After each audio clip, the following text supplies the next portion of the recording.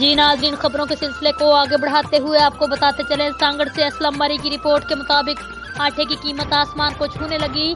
अवाम की कुव्वत नहीं खरीदने की। मार्केट में फी किलो आटा 130 रुपए में फरोख्त होने लगा। इंतजामिया की नाअहली के बायस अवाम सस्ते आटे से महरूम और 2 वक्त की रोटी का हसूल मुश्किल हो गया।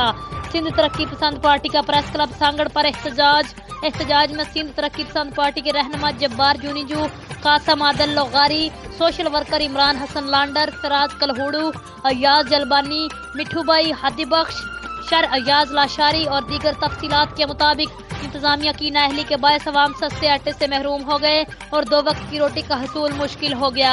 मेहनत कश और दिहाड़ीदार तबका 2 वक्त की रोटी का मुख्ताज बन गया। सरकारी गोदाम में पड़ी गंदम को बारिश के बहाने खराब दिखाकर करप्शन की जा रही है। बाहर से खराब गंदम लाकर सरकारी गोदामों में रखकर सरकारी गोदाम मार्केटों में फरोख्त की जा रही है।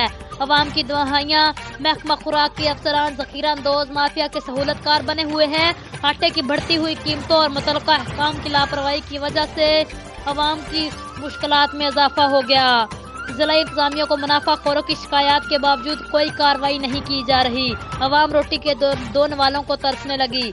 जी नाज़रीन, मज़ीद किसी भी खबर और अपडेट के लिए आप देखते रहिए PN न्यूज़।